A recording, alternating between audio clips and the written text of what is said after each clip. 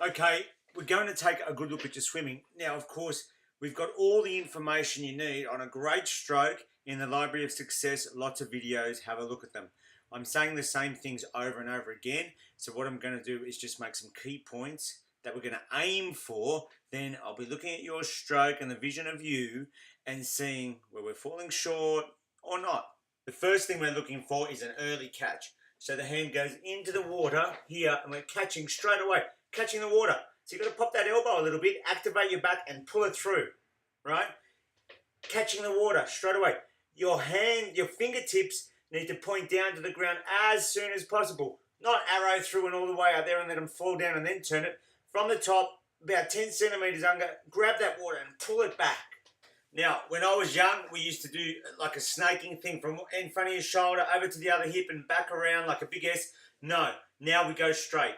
In, catch, straight to the hip, all the way down to the thigh and pull it out. So when it comes out, your thumb is scraping right down near your knee and you push that out straight. Don't turn the hand, don't turn the hand, don't slice it. Don't make an easy way out.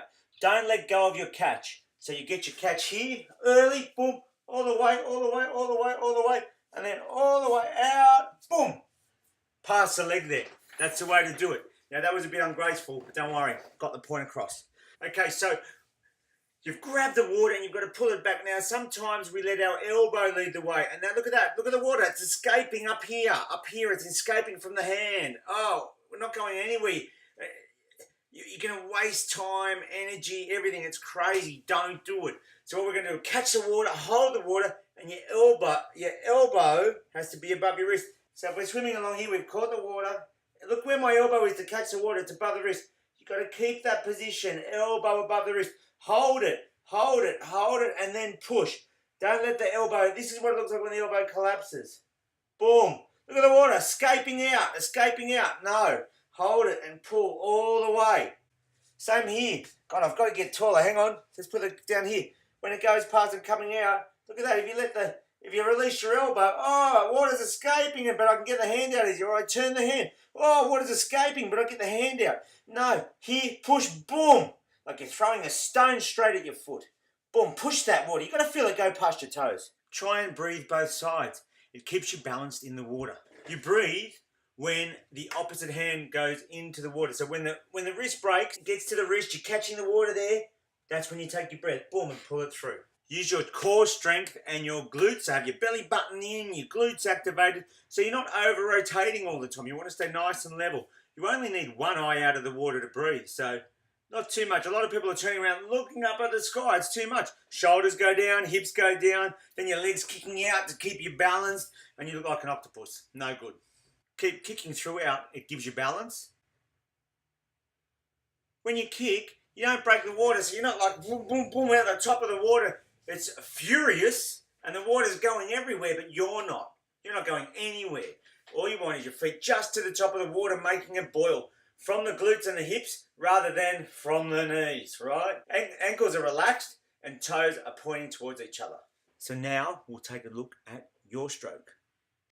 Anna, you're a good swimmer, but one of the first things is we've got to limit how far you're turning your head to breathe. Look at that. So I'm looking underwater. Make sure you're blowing all your bubbles out while your head is in the water and not saving it to turn your head, breathe out and then breathe in, because there's not time for that. So make sure all your air goes out underwater and then all you're doing is breathing in on top of the water. If you do that, you'll only need to turn one eye out to breathe, and that'll help you swim faster. If you want to swim fast, you need a good early catch so you can start pulling the water back to your feet and moving yourself forward as soon as possible. But look at your hand here, you're actually pushing against the water. That's because your elbow is too low. It's got to be closer to the surface, above your wrist, so your fingers can point down straight away, ready to grab the water and pull it back. If you look at it, your hand is in the water for quite a while till it gets to here, but that's where you have an effective stroke. That's where you've grabbed the water and you're pulling it back. You need to do that sooner. When you place your hands in the water, you want them right in front of your shoulders and then just pull straight back past your hip as far back as you can. If you look at what you're doing, say with this left hand, we're in, up, around, and then in and away. So you're getting the water going in every direction instead of just pushing you ahead. You're going sideways, back and forth.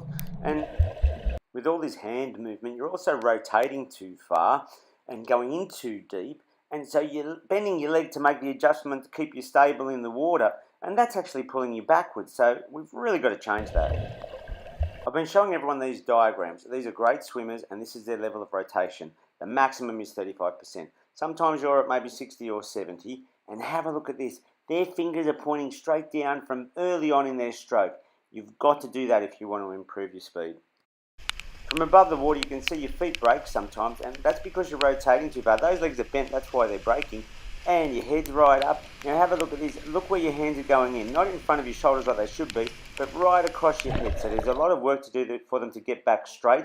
And you can see you drop the elbow, which pushes you backwards as well. That's effective there, that hand. And it takes a long time to get to there. And then you pull it out early anyway with a slicing motion. So you release the catch at the back of the stroke. Let's see if we get another look at it now. So you can see your elbow is down there. You're pushing against the water. What happens next? Let's see. Boom. There's effective right there. That's excellent. And then you're ready to pull the water there, but you've got to do that sooner. And again with that hand, it's too far over that hand underneath you. So you're really battling to stay level in the water because you're turning so far to breathe. Okay, we've got to cut that out. One eye is enough. Look at these hands here. Look at them. Like porpoising up, pushing against the water, getting you stable before you start your stroke again. And look at all those movements. Just pull them straight back to you. That's all you've got to do. Fingers pointing down, elbows up. Pull them straight back to your hip. Alright, and when you come out, make sure that you're not slicing out, little finger first, releasing the catch. There you can see the bend on that kick, trying to keep you stable again. Here, putting the hands in front of the head, they've got to be in front of the shoulder. So maybe imagine that you're trying to reach the corners of the pool when you put your hands in.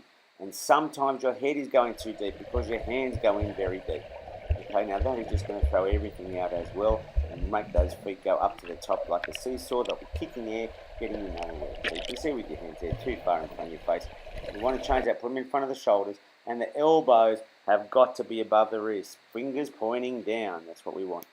You can see here, I mean, that will be pushing you the opposite way you want to go. So we've got to change these little things. It's not much because you are a good swimmer, but you've got these habits and we've got to break them a little bit. It might take a little bit of thinking, so we'll speak about that. But a really good way is to imagine you're putting hands in at the corners of the pool. So a little bit wide. Oh, hang on, what's this? Look, we don't take a big look up before we do our tumble turn. Head straight down, hold your breath and push out, start swimming, not coming up looking for a breath. So, let's have a look at that. We've got some work to do. All we need to do is get those hands more in front of the shoulders, fingers pointing down early and catch that water as soon as you're in there. So let's try that and see how it goes.